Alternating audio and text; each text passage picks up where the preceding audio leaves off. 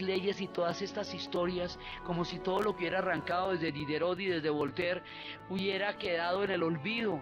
Las ideas tienen más fuerza que todos los movimientos que tratan de aplastarlas. Esto va a salir a flote de una u otra manera, a pesar de todas las intenciones de la Santa Alianza.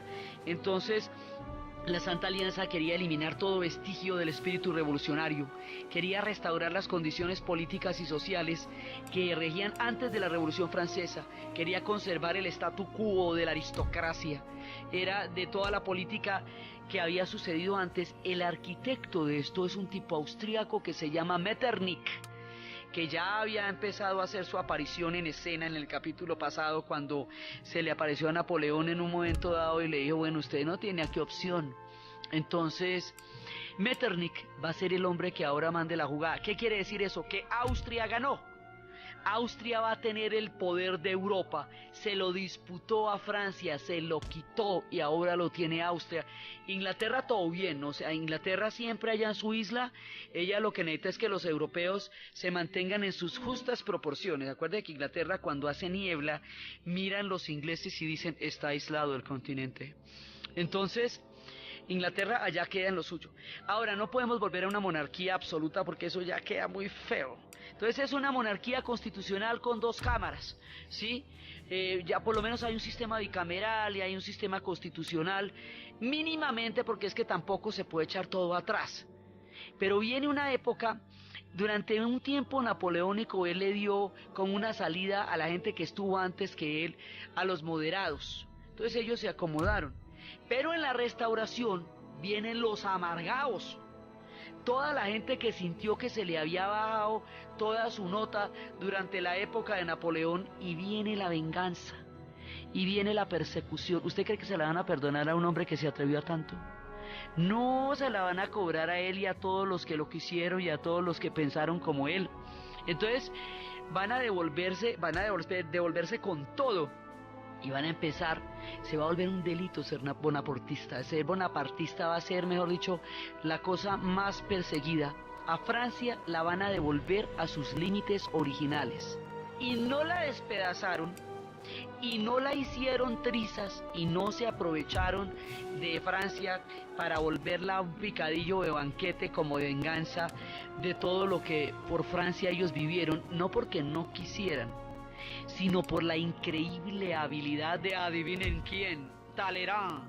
¿Se acuerda que Talleyrand era un camaleón y eso fue cambiando y eso era abad y luego expropió la iglesia y estuvo en el directorio y en el consulado y estuvo en todas? Bueno, pues hace rato que el hombre se abrió de Napoleón. Pero el tipo, por muy oportunista que fuera, por muy camaleón que fuera, en todo caso era francés. Francés ante todo. Él es el representante ante la conferencia de la Santa Alianza por Francia. Está Guillermo Federico I de Prusia, está el zar Alejandro I, está Francisco I por Austria, y está Metternich, Metternich está por Austria totalmente, y está en ese momento, en ese instante está Talleyrand. Entonces Talleyrand va con esa habilidad de patalana que lo ha caracterizado, con esa manera tan sinuosa, logra salvar a Francia por un pelito. O sea, Francia queda donde estaba. Entonces, pues ya, pues de todas maneras se salva la nación francesa, porque el peligro de que la cogieran y la despedazaran era inminente y era real. ¿No? Todavía no se han formado muchos estados nacionales, entonces a Francia la podían hacer de almuerzo, como se habían almorzado a Polonia en un banquete, pues habían hecho, igual que habían hecho picnic con Polonia, habían podido hacer picnic con Francia. Si no es por la astucia de Talleyrand, en un momento dado terminó sirviendo grandemente a su patria, a pesar de ser uno de los más grandes oportunistas que ha tenido la historia política, él y Fouché. Pero a la hora del té dio lo suyo, hizo lo suyo, la salvó de toda la maldicencia, la malcrencia de la Santa Alianza. Entonces viene la Santa Alianza, y bueno, ¿qué vamos a hacer ahora? Hay que reorganizar el mapa europeo, desenrollarlo. Acuerda que lo habíamos doblado y lo teníamos por ahí guardado porque Napoleón había alterado todo el mapa de Europa. Rusia queda organizadísima. Rusia se quiere apoderar de la Polonia, pero Austria tampoco le llama la atención porque no quiere a Rusia tan poderosa a su lado. Prusia se va volviendo muy grande, se fortalece después de esto, alrededor del Estado prusiano, alrededor del espíritu napoleónico. Va a surgir el movimiento de los románticos, lo que estamos escuchando es Schubert. Los alemanes van a tocar, los alemanes van a escribir lo que los franceses vivieron, porque los franceses sencillamente no tenían tiempo, porque era totalmente frenética su vida durante los últimos 15 años, no había quien tuviera tiempo para sentarse a pensar nada.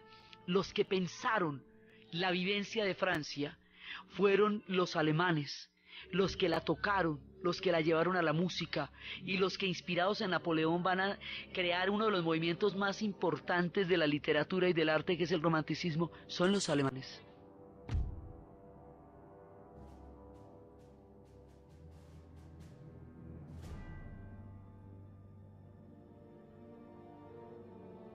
Hemos tomado un edificio, señor.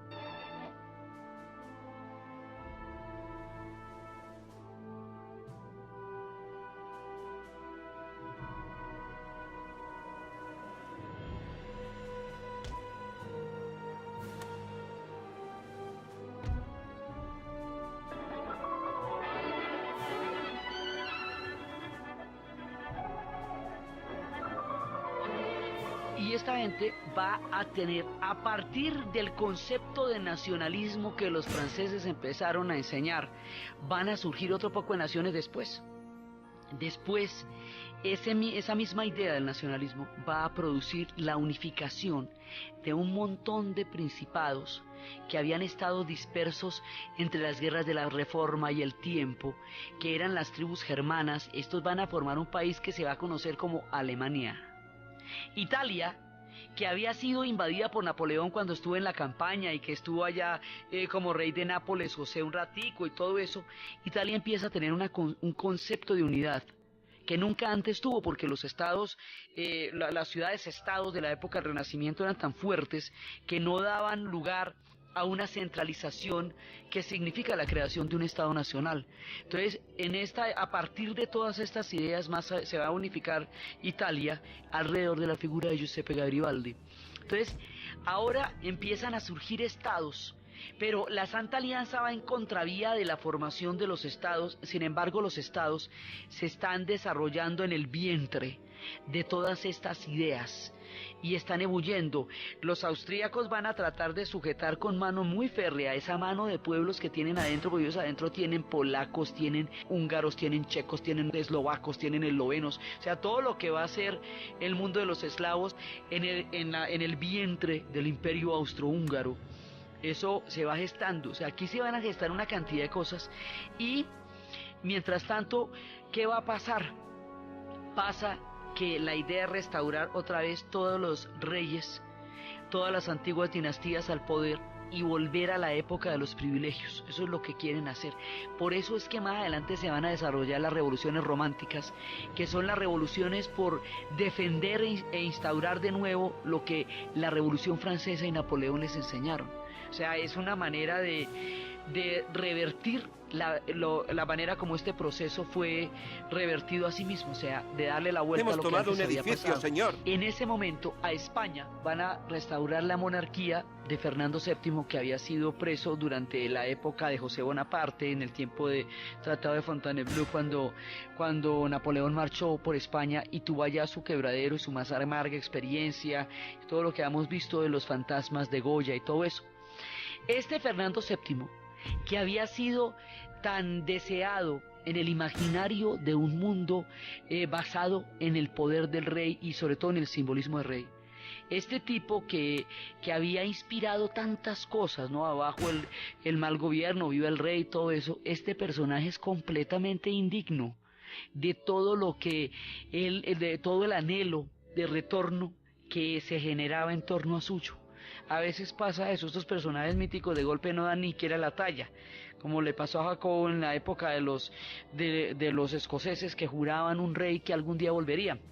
Entonces resulta que este hombre quiere hacer de cuenta que nada pasó. Todo el mundo así quiere hacer de cuenta que nada pasó, como si la era napoleónica y la Revolución Francesa hubieran sido para ellos, entre comillas, un mal sueño. A ver, pues que resulta que la historia usted no la puede volver así. Usted no puede hacer de cuenta que nada pasó cuando se estremecieron los cimientos mismos de toda la historia europea hasta la médula, cuando todo se alteró durante estos años que hemos estado narrando. Entonces, ya los españoles también probaron un poquito de estas ideas, aunque España no las va a asumir, y porque España no las va a asumir, no va a entrar en la modernidad como más adelante los otros pueblos lo harán, pero los hay que quieren y que quedaron anhelando eso que nunca llegó. Ahí se va incubando la otra España, esa otra España que en algún momento va a estallar en la guerra civil.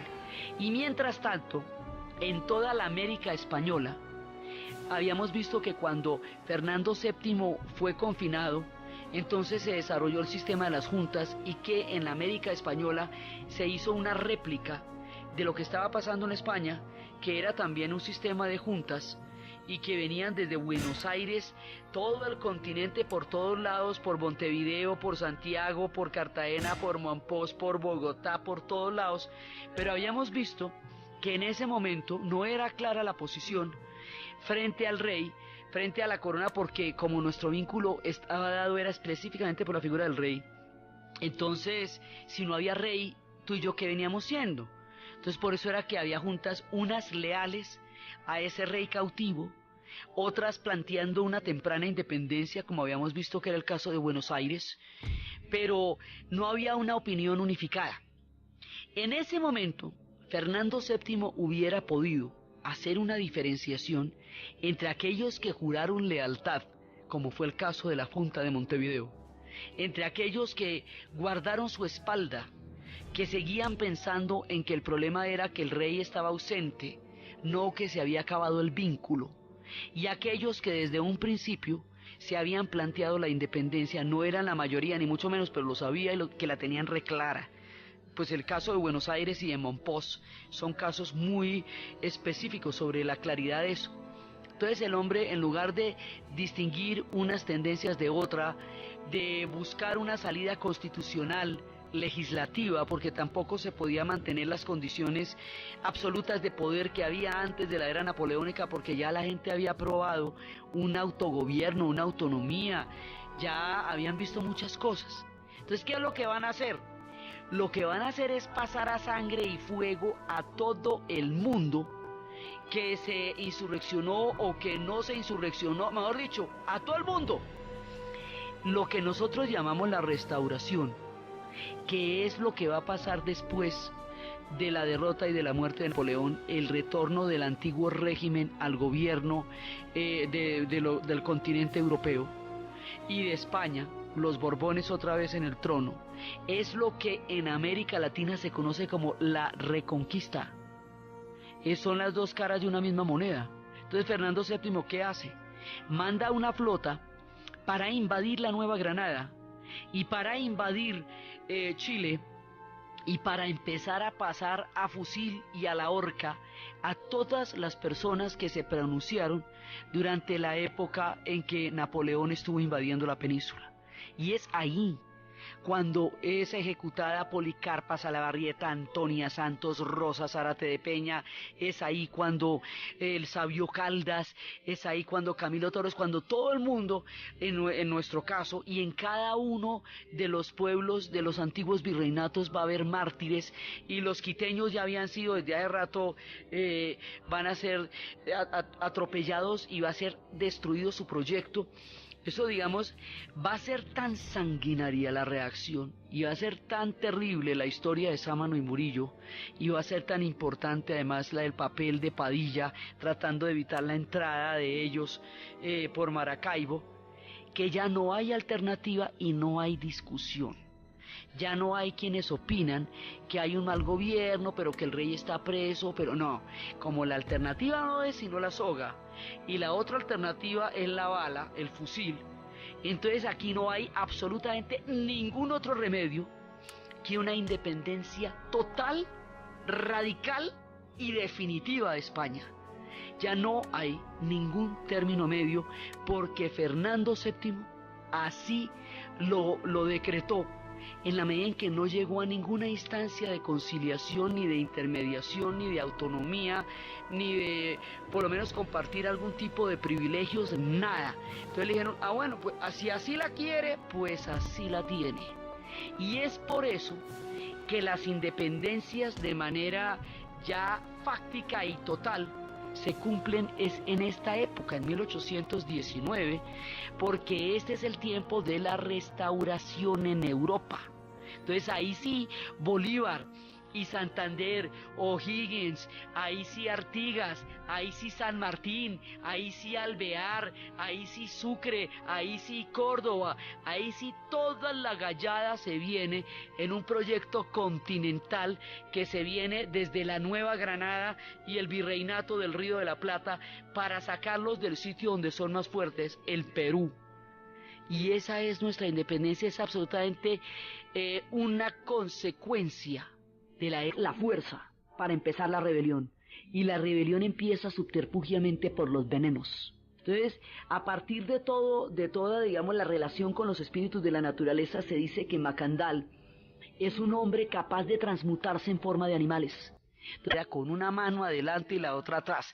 Le quedan Cuba, Puerto Rico y Filipinas solamente. Y entonces van a quedar así, y ahí es cuando van a quedar en el ocaso. En la modernidad no va a llegar, las fuerzas más reaccionarias son las que van a tomar el poder y van a impedir cualquier surgimiento de cualquier otra España, y van a perder todo el imperio, todo el imperio. Nosotros vamos a nacer como estados nacionales, con las ideas bonapartistas, con las ideas de la revolución, con las ideas de la constitución, con las ideas del voto, con las ideas del ciudadano. O sea, esas ideas que fueron derrotadas aparentemente con Napoleón en Santa Elena, van a dar nacimiento a un continente aquí, entre los que estamos contando la historia. Así de importante es eso. Napoleón determina nuestra historia, determina la posibilidad de la unificación alemana, de la unificación italiana, del nuevo mapa de Europa, del movimiento de los románticos.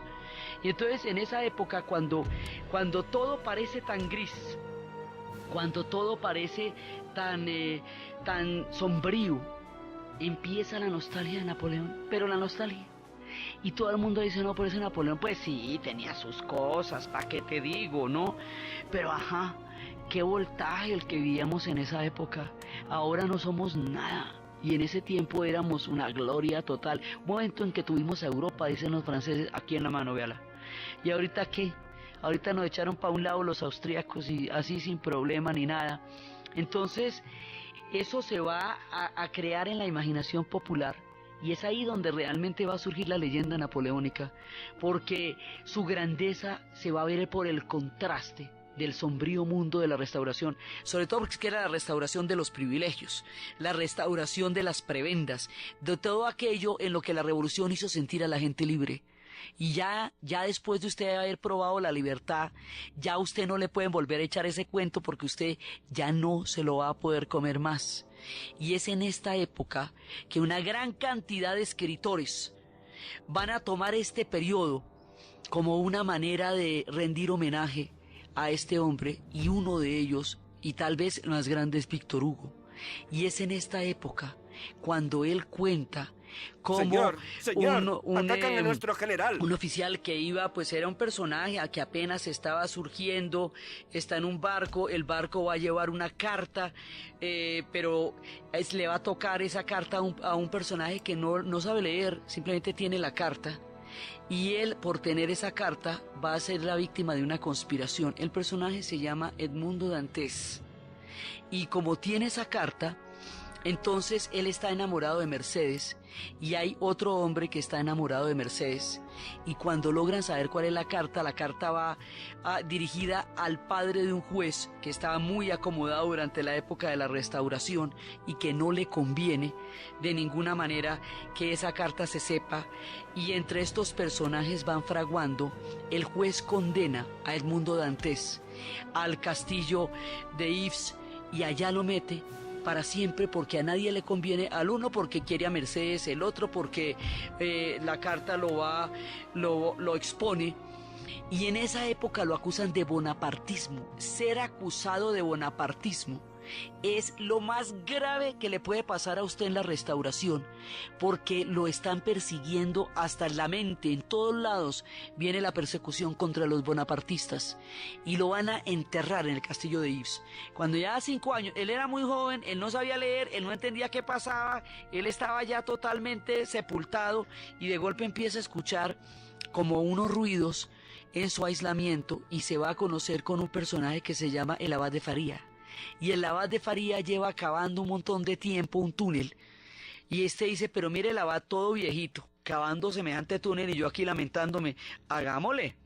Y se ponen a cavar el túnel durante 5 años más, y el abad de Faría lo educa y le enseña y le da toda una perspectiva, y los dos hacen el túnel, y cuando ya lo van a terminar, el abad de Faría muere, Edmundo Dantes sale suplantando el cadáver del abad de Faría. El abad de Faría le ha contado de una isla donde hay un tesoro muy grande, oculto, que nadie sabe. Él piensa que es que se le corrió el chompú al abad de Faría, pero de todas maneras, un día que va a quemar uno de los papeles, ve un mapa y se da cuenta que el abad de Faría sí tenía razón, y va y busca este tesoro, y ese tesoro queda en una isla perdida que se llama Montecristo, y Edmundo Dantes, al hacerse a esta fortuna y a todo el conocimiento que el abad de Faría le dio en la prisión, se va a llamar y se va a conocer ante la literatura como el Conde de Montecristo. Es todo alrededor del bonapartismo. Y el Conde de Montecristo, con la fortuna, con el conocimiento, con la amargura y la rabia que le dio el haber sido tan injustamente confinado durante 14 años en el castillo de Yves, y el haber sufrido lo indecible entre la desorientación total, el no entender por qué está ahí ni de ninguna manera, va a planear una de las venganzas más terribles en la literatura, pero de las más espantosas, porque esta era una época de venganzas y de duelos, y es de esta manera como Víctor Hugo introduce en sus novelas la era napoleónica. Más adelante será en la Comuna de París la que tendrá el escenario de lo que van a ser Los Miserables, pero esto va a empezar a nutrir la literatura en serio, porque de aquí en adelante la imaginación recordará en cada una de las letras y en cada una de las palabras y de las músicas y de las sinfonías la grandeza de Napoleón.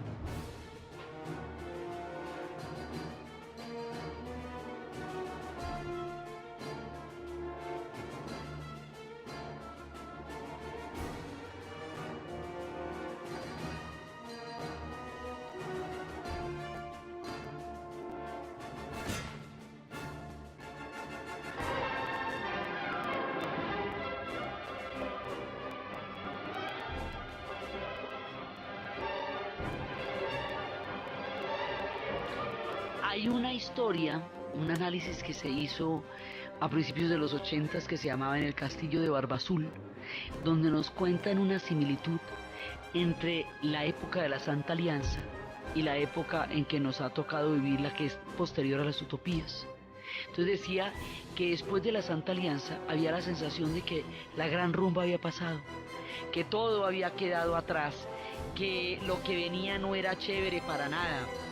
Decía que era como esa sensación, o sea, decía, ninguna ristra de citas, ninguna estadística puede hacernos sentir de nuevo lo que debe haber sido la excitación íntima, el entusiasmo, la emoción, la apasionada aventura del espíritu desencadenada por los acontecimientos de 1789 y sostenida a un ritmo fantástico hasta 1815. Aquí entra en juego algo más que una revolución política de las guerras, algo que en una escala sin precedentes abarca ámbitos geográficos y sociales. La revolución Francesa y las guerras napoleónicas, la época grande, literalmente apresuraron el ritmo del sentido del tiempo.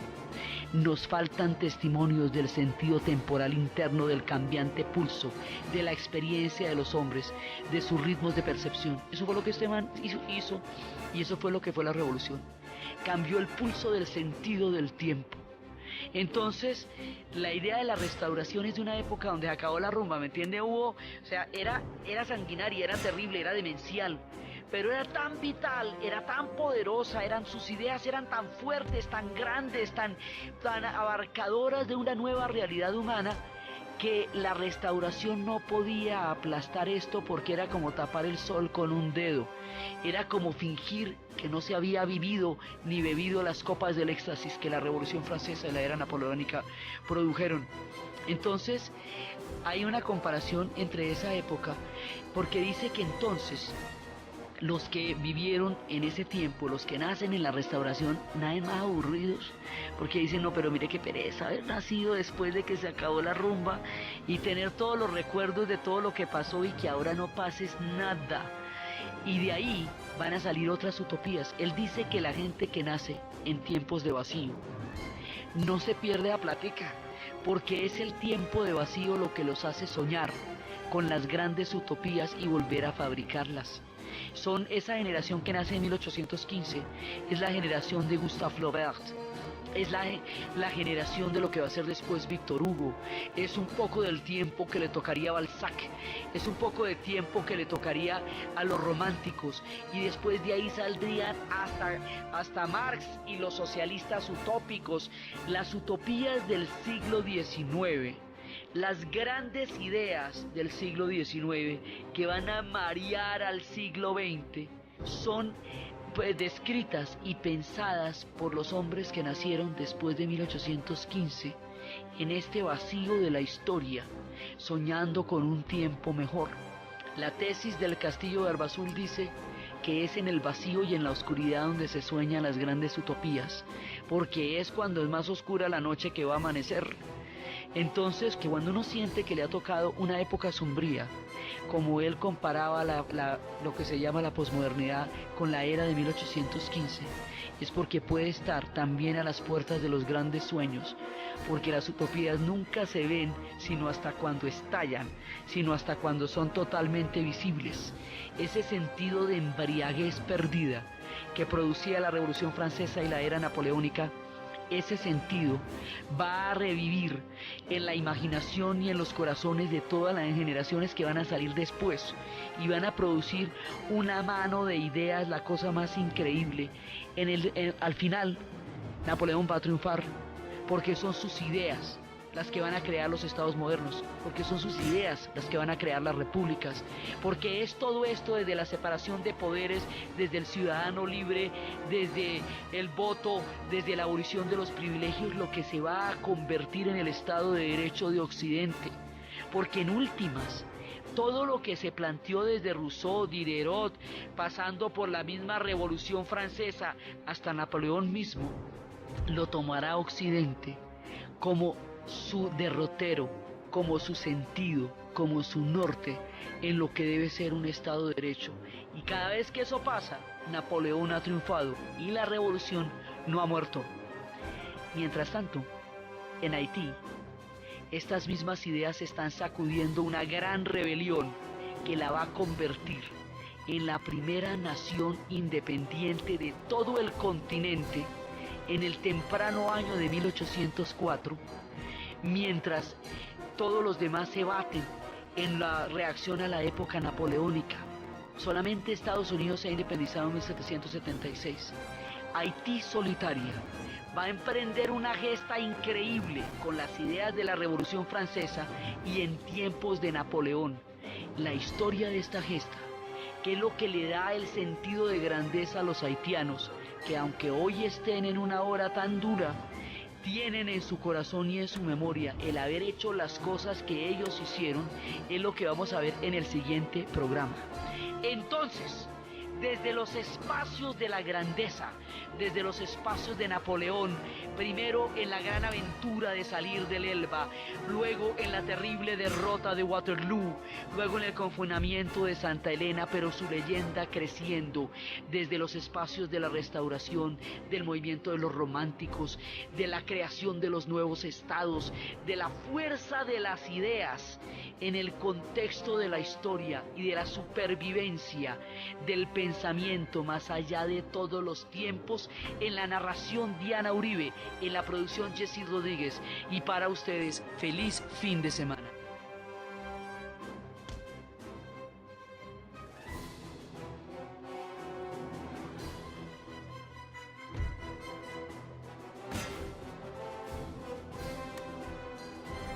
Warned of Soult's approach from captured dispatches, the victorious Anglo-Spanish army retreated, while King Joseph and Fourth Corps marched against Venegas's army, which they smashed at the Battle of Almonacid.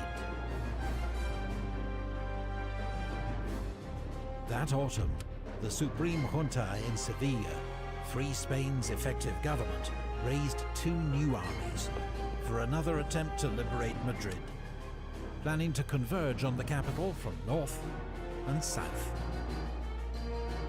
But Wellesley, ennobled as Viscount Wellington for his victory at Talavera, had been so disgusted by the lack of Spanish cooperation that summer that he refused to risk his army.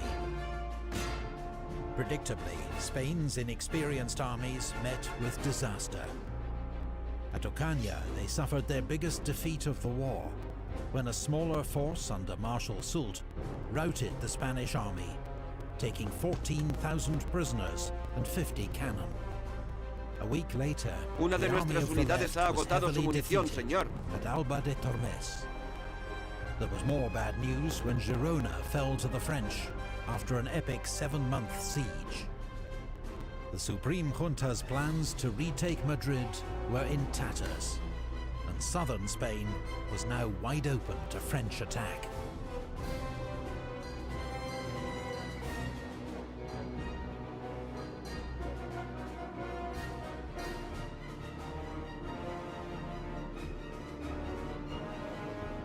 In January 1810, King Joseph marched south with an army of 60,000 men. Spanish resistance evaporated. Spain's Supreme Junta was overthrown in a coup as Córdoba and Sevilla fell without a fight. Joseph, who still hoped to win over the Spanish with his progressive reforms, was welcomed by many as a savior from anarchy. Only Cadiz held out, its defences reinforced by a British naval squadron, and was besieged by Victor's First Corps. Meanwhile, Napoleon sent Marshal Massena to Spain with 65,000 reinforcements. He was reckoned one of Napoleon's best marshals, and had just been made Prince of Essling for his heroics in the recent war against Austria. Massena was to lead a third French invasion of Portugal, take Lisbon and chase the British back into the sea. He laid siege to Ciudad Rodrigo, a fortified city controlling one of the main routes into Portugal, which surrendered after 2 weeks' bombardment. Wellington, with only 33,000 men to face Massena's 50,000, retreated. Massena crossed the Portuguese frontier and besieged Almeida. After just 13 hours of bombardment, a lucky French shot hit the Portuguese magazine. 70 tons of gunpowder went up in a devastating explosion that made all further resistance useless. It was a serious blow to Wellington, who'd been relying on Almeida's strong defences to buy him time. At Busaco, he found a strong defensive position and made a stand. Massena's uphill frontal attack failed, at a cost of 4,000 casualties. But the next day, the French found a way to outflank Wellington's position, and his retreat continued. As Massena's army neared Lisbon, his scouts reported something completely unexpected. Stretching across the Lisbon Peninsula, protecting the city from attack, they found a new chain of fortifications in two major lines. Known as the Lines of Torres Vedras, the British and Portuguese had been constructing these defences for more than a year.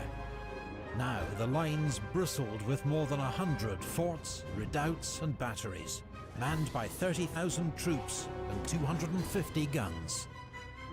Massena soon discovered the lines were far too strong for him to attack. What's more, a scorched earth strategy had stripped the surrounding countryside of anything that might help the French. While Portuguese partisans attacked French supply columns as they struggled through the mountains to reach Massena's army. Massena faced a grim predicament. Starved of supplies, too weak to attack, unwilling to retreat. But throughout this standoff, it was Portuguese peasants who suffered most of all. When their villages and farms were burned, many took refuge in Lisbon, where thousands died of starvation and disease.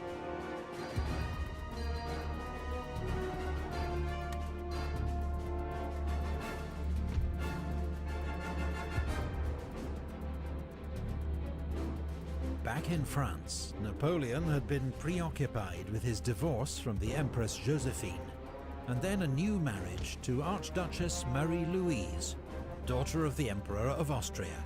She was now expecting their first child. Nevertheless, from Paris, Napoleon sent frequent orders to his marshals in Spain and Portugal, urging them to take more aggressive action. But when these orders arrived weeks later, they were usually out of date and showed little understanding of the problems his marshals faced. He now ordered Soult, based in Andalusia, to go on the offensive to draw enemy forces away from Lisbon, so Massena could take the city. Soult laid siege to Badajoz, a fortified city that controlled the southern route into Portugal. When 12,000 men of the army of Extremadura marched to its relief, they were routed by Soult, after which the city tamely surrendered, giving up 8,000 prisoners and vast quantities of stores. It was another heavy blow to Spain's armed forces. But remarkably, despite such disasters and their many blundering generals, the Spanish troops remained willing to fight, the courage of the rank and file undimmed. Victor's First Corps, besieging Cadiz, had now been so weakened to support other operations that the Anglo-Spanish garrison decided to attack. The Allies landed along the coast to strike at the French siege lines from the rear. But they were ambushed by the French at Barossa. Despite heavy losses, the Anglo-Portuguese rearguard fought off the enemy, but a furious falling out between British commander Sir Thomas Graham and his Spanish counterpart, General La Peña, threw away any advantage. Soult, alarmed at these developments, marched back to Andalusia. Meanwhile, Massena, out of food and with no prospect of reinforcement, had no option but to retreat. Wellington's army pursued, discovering evidence of several appalling atrocities committed by the French against Portuguese villagers.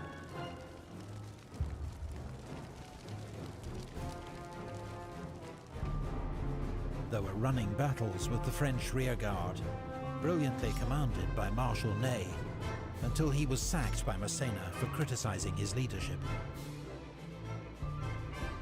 Having chased the French out of Portugal, Wellington besieged Almeida.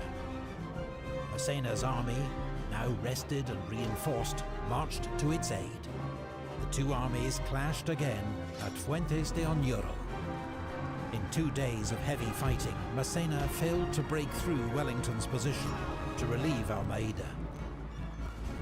The fortress fell the next week, but to Wellington's fury, British bungling allowed most of the French garrison to escape. Massena had lost 25,000 men in Portugal. Now he'd lost Almeida too, and a string of bad decisions, not least to bring his mistress with him on the campaign, had cost him the respect of his officers.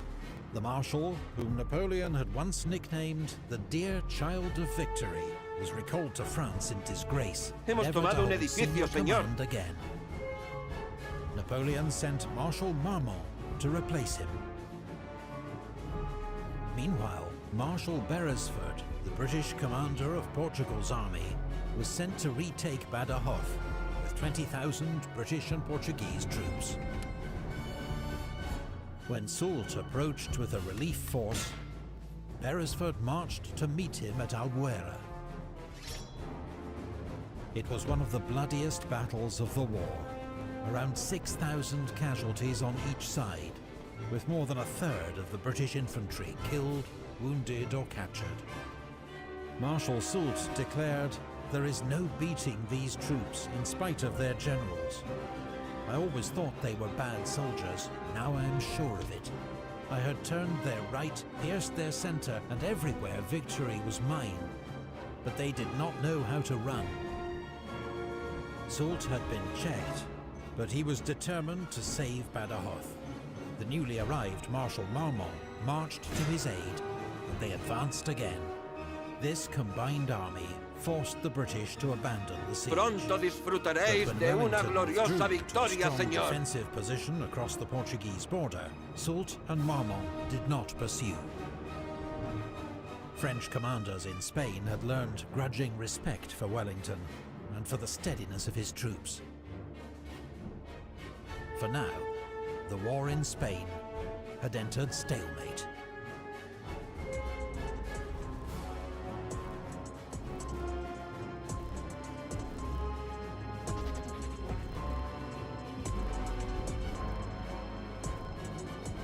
While British, French and Spanish armies crisscrossed Spain and Portugal, another war was fought every day in the mountains, hills and woods.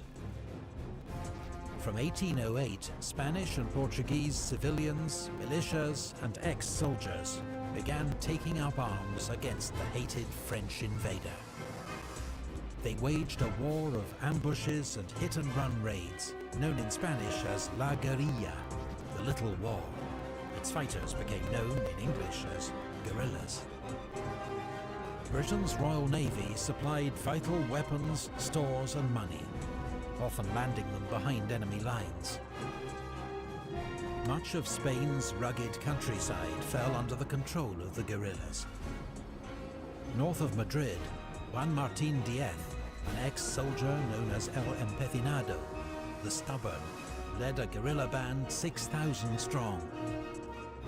In Navarre, Esposimina, a former peasant, ran a highly organized band that caused havoc for the French, capturing convoys and couriers on the strategic Burgos-Bayonne road, and branding Viva Mina on the forehead of collaborators. While in the west, Julian Sanchez, known as El Charro, led the self-styled Lanceros de Castilla. El Charro himself wore a French hussar's cap, its eagle symbolically turned upside down. There were dozens more bands operating across Spain, though a few were no better than bandits, terrorizing civilians as often as the enemy. The guerrilla war was merciless, marked by hideous atrocities on both sides. The French soldiers' greatest fear was to be taken alive by the guerrillas, who often tortured their prisoners before killing them. Tens of thousands of French troops were tied down by this people's war, guarding outposts or patrolling the countryside.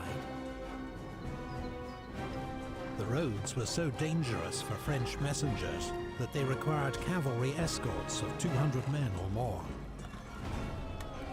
Many still didn't get through, their valuable dispatches forwarded to Wellington, Nuestros hombres for whom they huyen, became señor. an invaluable source of intelligence. The war in Spain would ultimately cost the lives of 260,000 French soldiers. As was typical in wars of this era, the great majority, 3 out of 4, died from disease. twin threats faced by the French in Spain. A well-led regular army under Wellington, alongside a popular insurgency, left them with an impossible strategic dilemma. If their armies remained dispersed to fight the guerrillas, Wellington could attack. But if they concentrated to defeat Wellington in battle, huge swathes of the country would quickly fall to the guerrillas. This was Napoleon's Vietnam, or his bleeding ulcer, as he called it.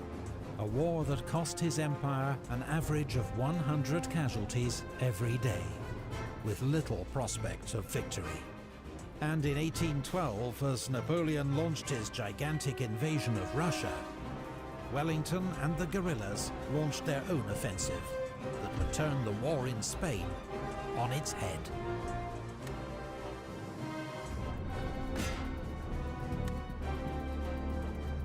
By 1812, Napoleon's French Empire had 250,000 troops stationed in Spain, bogged down in a war that seemed to have no end. They faced a bitter struggle against the people of Spain, who'd taken up arms in a guerrilla war, as well as the remnants of Spain's field armies, and an Anglo-Portuguese army under Lord Wellington. Una de nuestras French unidades ha forces in agotado su Spain munición, remained señor. formidable and in firm control of the capital, Madrid, and most major cities.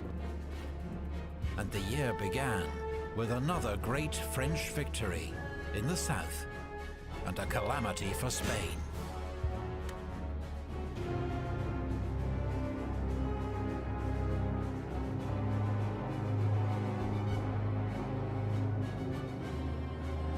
Spain and Portugal would become a graveyard, not just for young French conscripts, but for the reputation of some of France's most famous generals. General Junot, Marshal Soult, and Marshal Jourdan had all tasted defeat. Marshal Massena had been recalled in disgrace. Marshal Louis-Gabriel Suchet was the exception. French generals in Spain were notorious for their looting. Soult, based in Andalusia, was probably the worst, reckoned to have stolen 1.5 million francs worth of art from Spanish monasteries and churches. As governor of Aragon, Marshal Suchet behaved very differently. He enforced strict discipline on his troops, punishing any who tried to steal or extort money from the Spanish, while treating local authorities with respect. He combined this hearts and minds strategy with ruthless military action against the guerrillas, and was able to establish firm control of Aragon. In June 1811, after a particularly bloody assault, Suchet took the port of Tarragona, for which Napoleon rewarded him with his marshal's baton. The emperor then sent him reinforcements and ordered him to take Valencia. First, he routed a much larger Spanish army that attacked him at Saguntum, before he laid siege to Valencia. The city was packed with Spanish troops and refugees, and to avoid starvation, General Blake surrendered Valencia on the 8th of January, 1812. The French took 18,000 prisoners, including 23 generals, and nearly 500 guns. It was a devastating blow to the Spanish cause.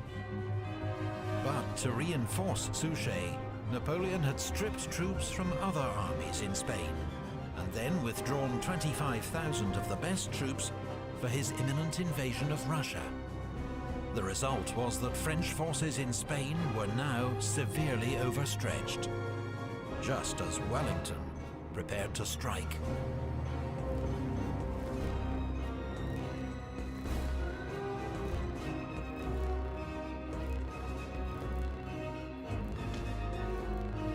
Spanish guerrillas kept Wellington well informed of French movements, and learning that the forces facing him in western Spain had been much weakened, he decided to go on the offensive, to strike a blow before the French could concentrate against him.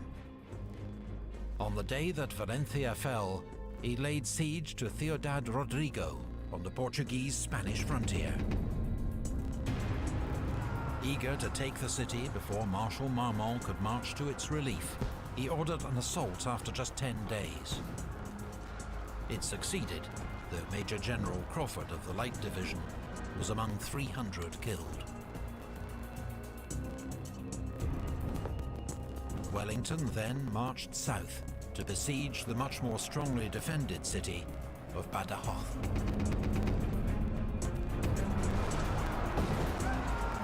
An assault was made on the night of the 6th of April. The first wave attacking the main breach were slaughtered. But what was supposed to be a diversionary attack on the city's castle with scaling ladders succeeded, and the city soon fell. The storming of Badajoz cost the British 3,700 casualties. In the aftermath, survivors went on the rampage, drinking, looting and raping, and killing more than 100 Spanish civilians, before British officers finally restored order. Wellington had secured the two main routes between Spain and Portugal. Now he sent his most reliable subordinate, General Hill, with a small Anglo-Portuguese force to destroy the bridge over the Tagus at Almaraz. This was a vital link between Marmont's army of Portugal and Soult's army of the south, as the next usable bridge was at Toledo, 90 miles east. The bridge was well guarded by forts and redoubts, but Hill led a swift and daring assault. The French defences were taken by surprise. The bridge itself and all the engineering equipment burned, for the cost of just 177 casualties. Wellington was now ready to begin his advance into Spain. Spanish regular forces and guerrilla bands began operations to tie down as many French troops as possible. While from the Bay of Biscay, Sir Hume Popham's naval raiding force made diversionary attacks on French coastal targets. In 4 days, Wellington was at Salamanca, as Marmont, outnumbered, withdrew behind the Douro River. But when reinforcements arrived, he crossed the river again. For 6 days, Marmont tried to march around Wellington's flank, but the British general matched him move for move, their two armies marching in parallel, often within sight of each other. But on the 7th day, Marmont blundered.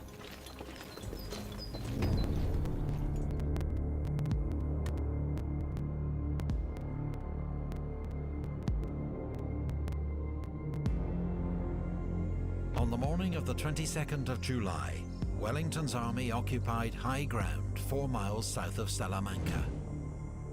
Marmont was not interested in a direct assault.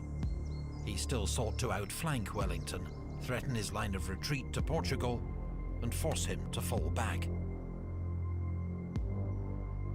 Around 8 a.m., the French won a dash for a hill known as the Greater Arapil, which Marmont made his observation point. The French army began to swing round behind him. Marmont had convinced himself that Wellington was an overly cautious general who would not risk attack. The hills hid most of Wellington's army from view, and when Marmont saw dust clouds to the west, he assumed it was Wellington's baggage train leaving Salamanca, beginning their retreat. But it was the British 3rd Division and a Portuguese cavalry brigade moving up to strengthen Wellington's flank, because he wasn't planning a retreat. He was about to attack.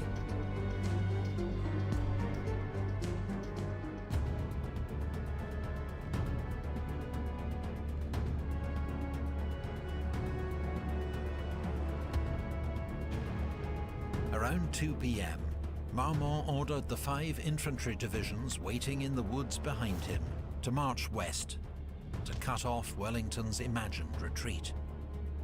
General Moukoun's 5th Division, in the lead, stopped to engage what was presumed to be the British rearguard, in the village of Los Arapiles. General Thomier's 7th Division continued west past it. Wellington watched as the French left flank became increasingly strung out, and knew it was an opportunity too good to miss.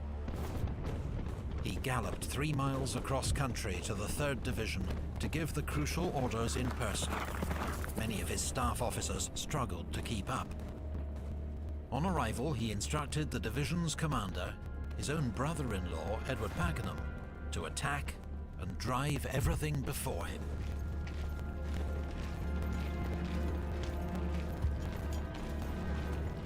Third Division's advance was hidden by low hills until the last minute. Thomier's division was caught completely unawares and shattered by the assault. Thomier's himself was killed, half his division killed or captured, the rest soon put to flight. At this crucial moment, Marshal Marmont was hit by a British shell and carried from the field seriously wounded. His second-in-command, General Bonnet, was himself wounded an hour later, so command passed to General Clausel. 45 minutes later, the British 5th Division attacked, supported by 2 Portuguese brigades and General Le Marchand's dragoons. The French saw the cavalry coming and formed square, but were hit first by the British infantry, who unleashed a close-range volley, then charged with the bayonet. The French were routed and charged down by Le Marchand's cavalry. French 6th Division was caught up in the collapse. Le Marchand himself was shot from the saddle, but his brigade had helped destroy 8 French battalions and capture 2 Eagles. Wellington's echelon attack continued as Cole's 4th Division advanced in the centre. But Pack's Portuguese brigade was thrown back from the Greater Arapil, and the whole division was soon falling back in disorder. Despite the devastation of his army's left flank, General Clausel decided to launch an attack on the Lesser Arapil, the hinge of Wellington's position. If it could be taken, he might still snatch victory from the jaws of defeat. But the French advance was met by fresh troops of Clinton's 6th Division, who poured volleys of musket fire into the French columns. They began to fall back. The French army had lost the will to fight on, its soldiers streaming away into the woods behind them. General Ferré's 3rd Division mounted a brave rearguard action to buy the rest of the army time to escape, but it faced a hopeless task. It was soon outflanked by the British 5th Division, and Ferré himself was killed. Only General Foy's 1st Division escaped in good order. With darkness falling and his army exhausted, Wellington called off the pursuit.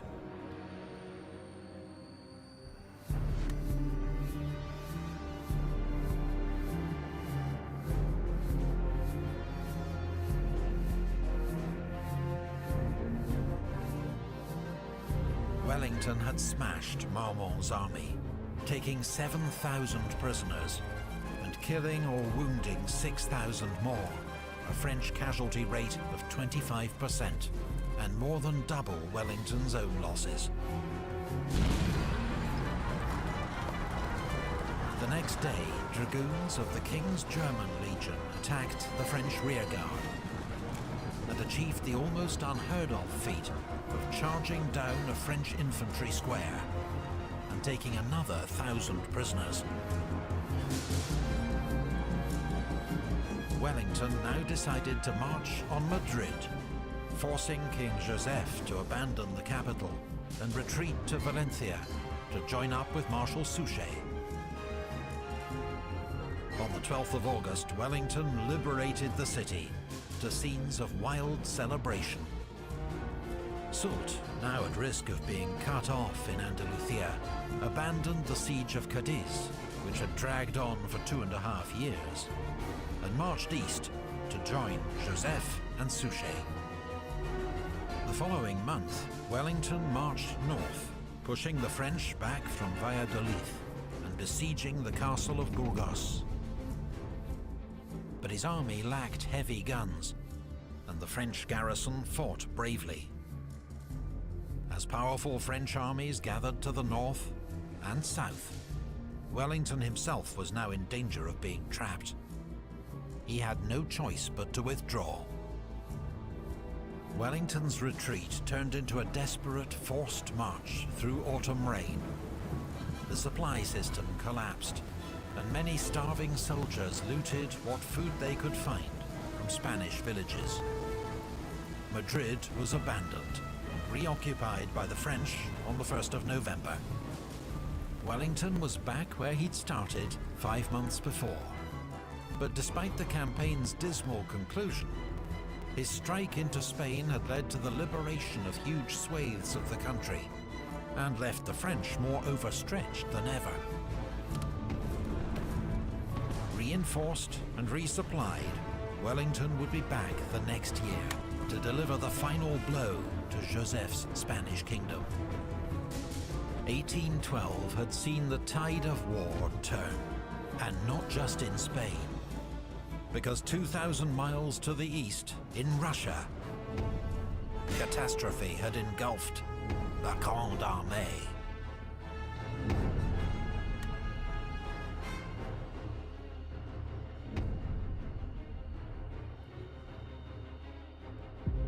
In 1807, following his defeat of the Russian army at Friedland, Napoleon had traveled to Tilsit to meet the Russian Emperor Alexander. During their celebrated encounter, the two emperors formed a friendship and made an alliance. But it was not to last. Over the next 5 years, relations between France and Russia cooled dramatically. The Russians were irritated by Napoleon's creation of a Duchy of Warsaw in Poland, which they regarded as meddling in their own front yard. They feared it would lead to the return of a fully fledged Polish state, a traditional thorn in Russia's side. Then there was Napoleon's offer to marry Alexander's sister, Grand Duchess Anna Pavlovna, to cement their alliance. But the Romanovs hated the idea, and after a year of Russian prevarication, Napoleon married Marie-Louise, daughter of the Austrian emperor, instead. Later that year, Napoleon broke a guarantee made at Tilsit and annexed the Duchy of Oldenburg, ruled by Alexander's sister's father-in-law. Worst of all was the fallout over the continental system, Napoleon's not very effective economic blockade against Britain, designed to cripple his most steadfast enemy. Alexander had agreed to join the continental system at Tilsit, but it was hugely unpopular in Russia and ruinous to her finances during a period of economic crisis. When Napoleon found out that Russia was flouting the rules of the system and had resumed an illicit trade with Britain, he was furious. With both emperors accusing the other of bad faith, their two countries began preparing for war.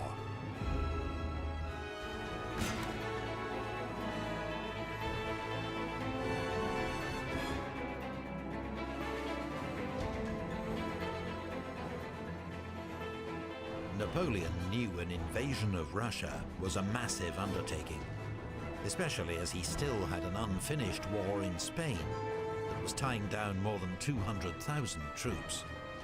Nevertheless, in 1811, he began to assemble the largest army Europe had ever seen, around 600,000 men, though less than half of them were French. The rest came from allied states across Europe.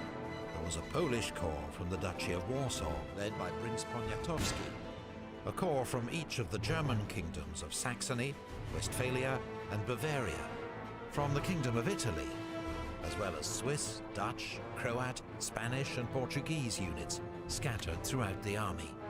There were even contingents from Prussia and Austria, France's recent enemies, now uneasy allies. Some of these allied troops, such as the Poles and Germans, were as reliable as their French counterparts. Others were very inexperienced. or like the Prussians and Austrians, reluctant to be there at all. This gigantic formation was deployed in 3 armies. The main force under Napoleon himself, another led by his stepson, Eugène, and a third led by his younger brother, Jérôme, King of Westphalia. Neither of these two were experienced commanders. Though one would distinguish himself on campaign, the other would not. On their left flank, Marshal MacDonald led 10th Corps with a large Prussian contingent, while the right flank was guarded by General Schwarzenberg's Austrian Corps. Another 100,000 troops were in reserve, including Marshal Victor's 9th Corps. Initially, the Russians only had 220,000 men to face this juggernaut, organized into Barclay de Tolly's First Army, Prince Bagration's Second Army, and General Tomasov's Third Army. They would be outnumbered 2-1. But in the run-up to war, Russia scored 2 crucial diplomatic triumphs. Sweden had been at war with Russia just 3 years earlier, a conflict which cost her Finland. By a curious turn of events, Sweden was now ruled by Napoleon's ex-marshal Bernadotte. But after Napoleon occupied Swedish Pomerania without warning, a furious Bernadotte promised Russia that Sweden would remain neutral. Meanwhile, the peace treaty with the Ottoman Empire ended Russia's 6-year war against its southern rival. These 2 agreements secured Russia's flanks from any strategic threat and freed up troops to face Napoleon's invasion. Les fils de la Révolution sont impatients de se couvrir de gloire.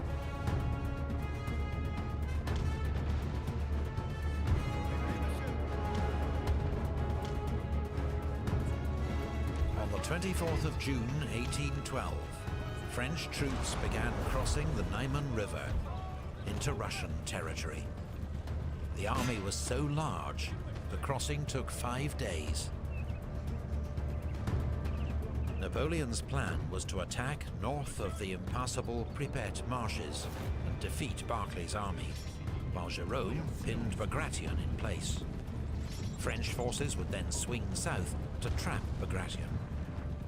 Napoleon expected the campaign to be over in 5 weeks. But the sheer size of the French army convinced the cautious Barclay that retreat was his only option. Prince Bagration, a much more aggressive commander by instinct, and often Barclay's fierce critic, was forced to agree. As they withdrew, they burned villages and crops, part of a scorched earth strategy to deny supplies to the enemy. In 4 days, Napoleon had reached Vilnius, but Barclay was gone. To the south, Jérôme failed to pin down Bagration. So when Davout's First Corps swung southeast to trap him, he'd already withdrawn to safety. Napoleon's younger brother was out of his depth. Stung by the Emperor's criticism, humiliated when his troops were put under Marshal Davout's command, he resigned his post and returned to Westphalia. The campaign was already beginning to expose serious flaws in Napoleon's plan. Knowing his troops would struggle to live off the land in this impoverished region, he'd organized huge supply depots and transport units to feed the army. But wagons rolled slowly along Russia's bad roads, which were turned to rivers of mud by summer thunderstorms. The army had to make frequent stops to allow its supplies to catch up. Bad news for Napoleon's plan to catch the Russians, but a much-needed relief for the many thousands of young conscripts in his army, not used to hard marches day after day. Many were soon dropping out with exhaustion. Others deserted. There were also huge problems of command and control over a vast multinational army that was 3 times bigger than any Napoleon had commanded before. La Grande Armée, once famed for its speed of maneuver, had become a lumbering beast. After a pause to rest and regroup at Vilnius, Napoleon resumed his advance. Marchez! Barclay continued his retreat to Vitebsk, where he hoped Bagration's Second Army would be able to join him. But Davout blocked Bagration's path at Sultanovka, forcing him to make for Smolensk instead. At Vitebsk, Napoleon clashed with Barclay's rearguard, but once more the Russians escaped, after setting fire to all the stores they couldn't take with them. Meanwhile, 300 miles away, on Napoleon's southern flank, Russian Third Army attacked and defeated the Saxon 7th Corps, forcing Napoleon to divert Schwarzenberg's Austrian Corps to their aid. By the end of July, Los hombres están fatigados, señor. Necesitan descansar. Into Russia, much further than he'd planned. And the long marches in extreme summer heat continued to take a heavy toll on his men. Without fighting a major battle, the army had already suffered 20% casualties from exhaustion and illness, particularly typhus and dysentery. The army had entered Russia with 250,000 horses, but they were now dying at a rate of 1,000 every day from exhaustion and lack of fodder. It wasn't just cavalry horses that were dying, but the very horses that were supposed to haul the army's transport wagons. Los hombres están fatigados, señor. Necesitan descansar. This crisis in horsepower came just as the French light cavalry, Napoleon's eyes and ears, met their match in Russia's Cossacks.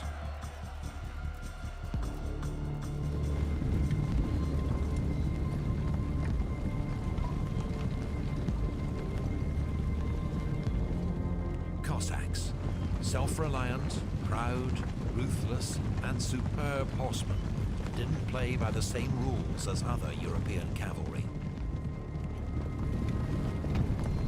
Every day they shadowed Napoleon's army, swooping in whenever they saw an easy target, but melting away into the forests if they were attacked by a stronger force.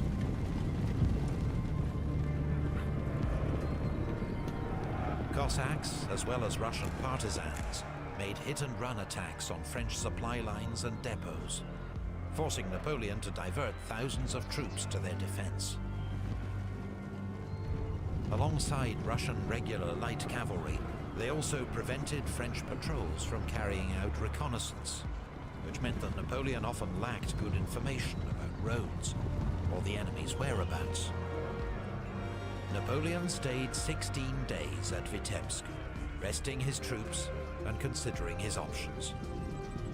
Among his many mounting concerns was the security of his long, exposed flanks. But at Vitebsk, he received news that Schwarzenberg had defeated the Russians at Gorodezhna. A week later at Polotsk, a French Bavarian force fought Wittgenstein's Russian First Corps to a standstill. Napoleon's flanks were secure, for now. Although his main force had been reduced to less than half its original strength, Napoleon decided to push on to Smolensk and try to force the Russians into a decisive battle for the city. Barclay was indeed under pressure to give battle from fellow commander Prince Bagration and Emperor Alexander in St. Petersburg. The army's morale and Russia's honor required it, they told him.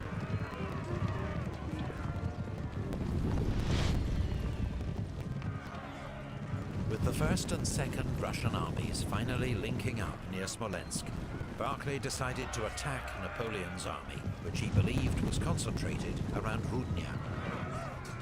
The offensive was led by General Platov's Cossacks, who surprised a French cavalry division at Inkovo. But alarmed by false reports that Eugene's Fourth Corps was outflanking him to the north, Barclay called off the attack. Napoleon, reassured that Barclay's offensive posed no real threat, began a grand outflanking move to the south to take Smolensk and cut off the Russian retreat. The so-called Smolensk maneuver was Napoleon at his best, using Murat's cavalry to screen his movements and keep Barclay in the dark. The Emperor reached the Dnieper on the evening of the 13th of August. His engineers quickly threw up 4 pontoon bridges. By dawn the next day, his army was across. Marshal Davout led a second column across the river at Orsha.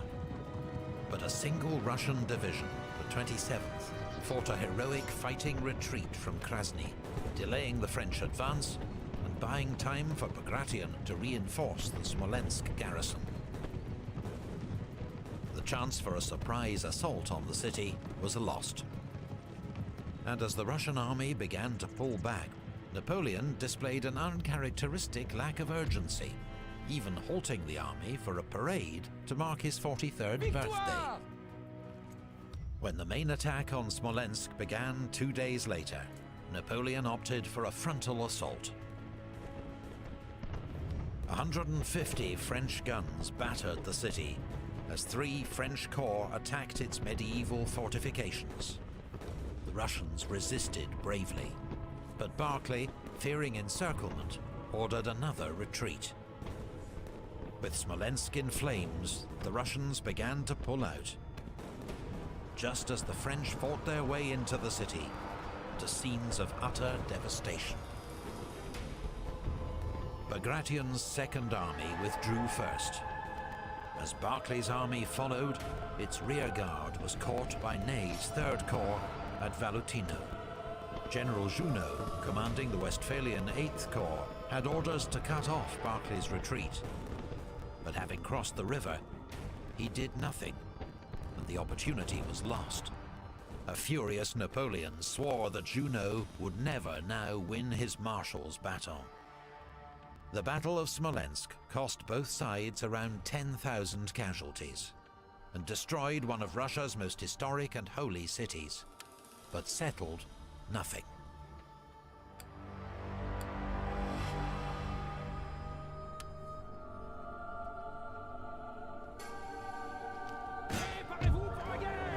After the missed chance to defeat the Russians at Smolensk, Napoleon paused once more to consider his options. His men were weary and far from home, and it was already late in the campaigning season. He considered sitting out the Russian winter at Smolensk and resuming the campaign in 1813. But now he was just 230 miles from Moscow. A century earlier, Peter the Great had moved Russia's capital to St. Petersburg, but Moscow remained its historic and spiritual heart, a prize for which the Russians had to fight. Napoleon, always a gambler, decided to push on. The Russians faced their own dilemma. Emperor Alexander had experienced a kind of religious epiphany that summer and rallied the Oui?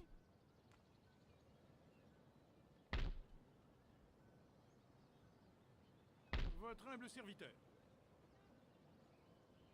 En avant! Marchez!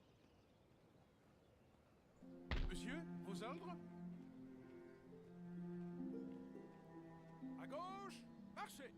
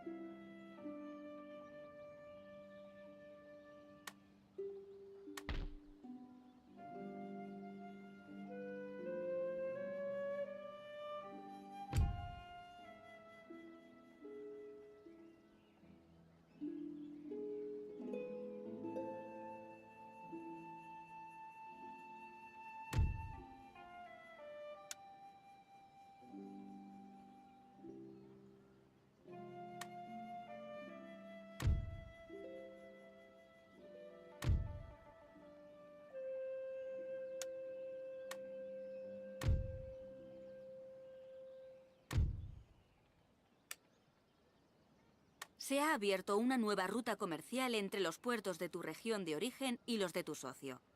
Protégela bien, ya que los enemigos intentarán asaltarla, y esto podría llegar a arruinar tu economía.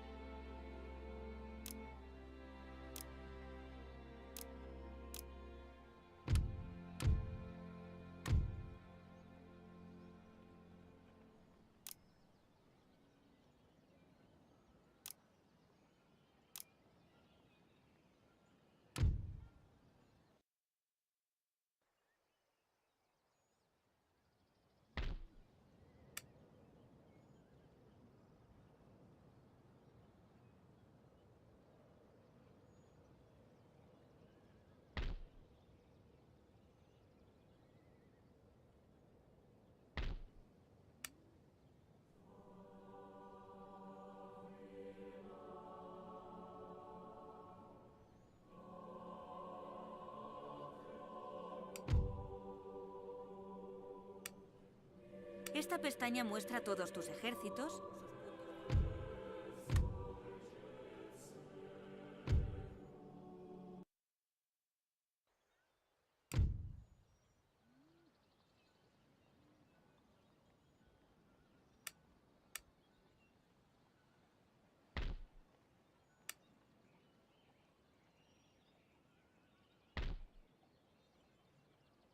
Prêt à recevoir vos ordres? Tenez-vous prêts?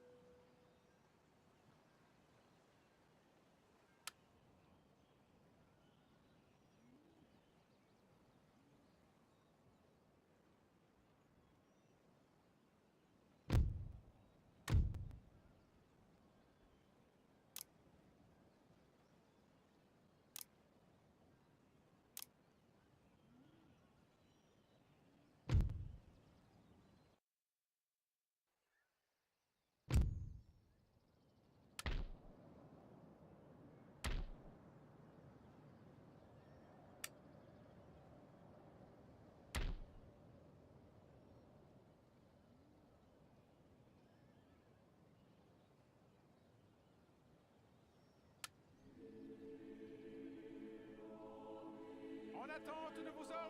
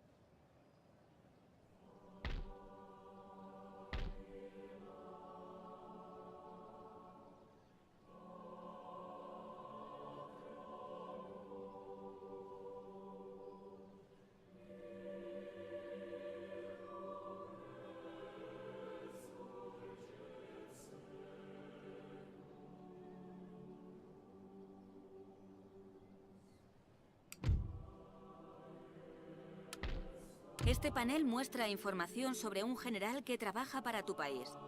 Incluye su nombre, ubicación en el mapa, rasgos de personalidad y atributos relacionados con sus habilidades militares, además de detalles sobre cualquier personaje auxiliar dentro de su entorno.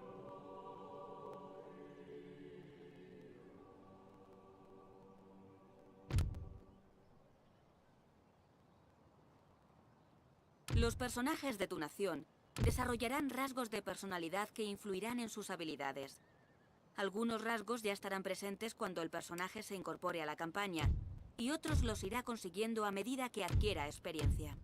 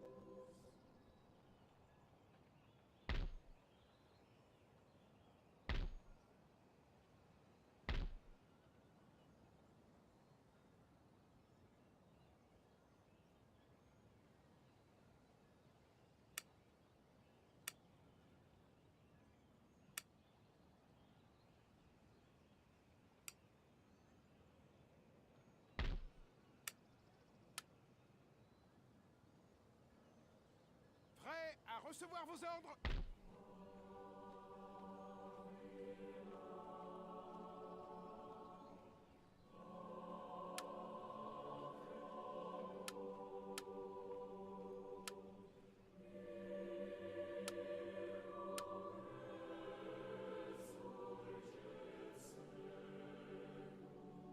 À gauche, marchez.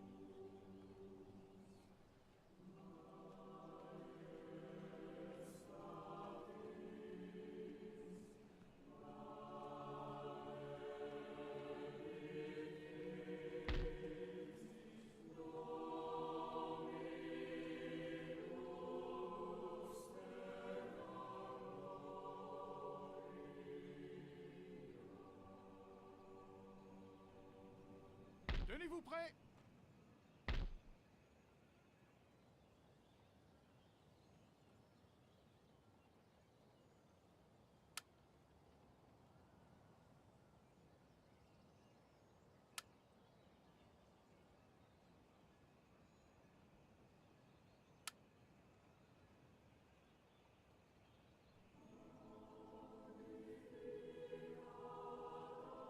Marchez.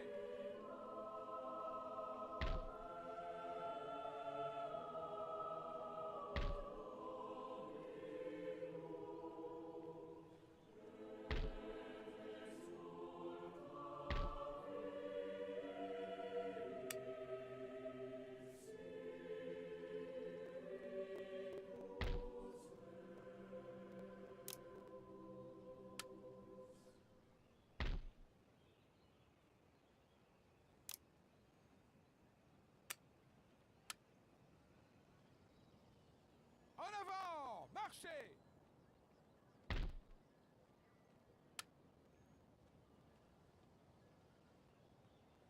En avant, marchez. D'autres ordres?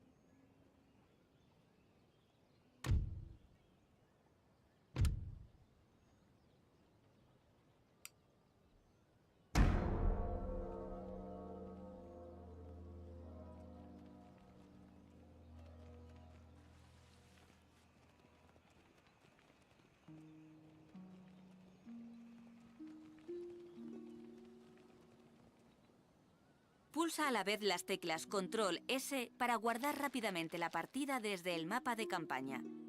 Pulsa Control L para cargar rápidamente la última partida guardada.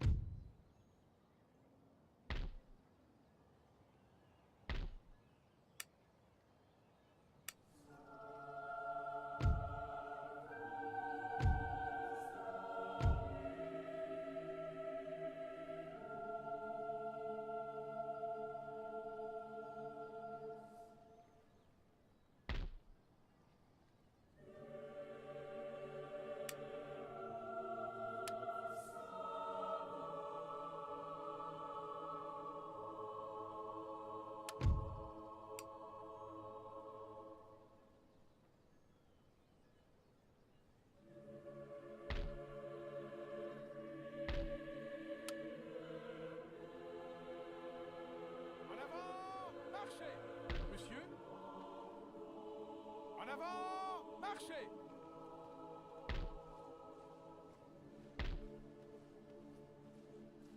Tenez-vous prêts?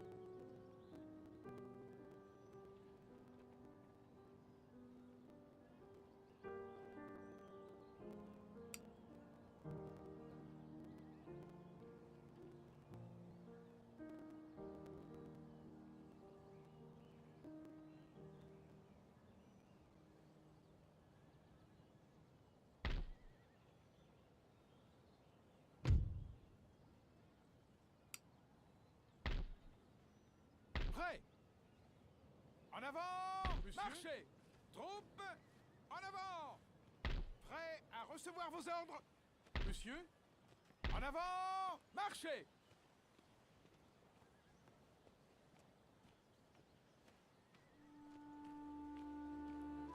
À vos ordres!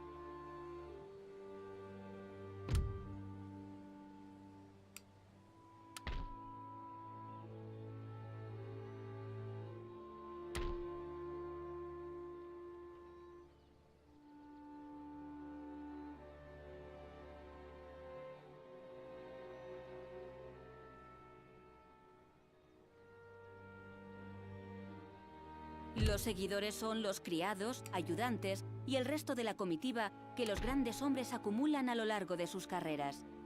Los personajes conseguirán de vez en cuando un seguidor, cuya presencia afectará a sus habilidades.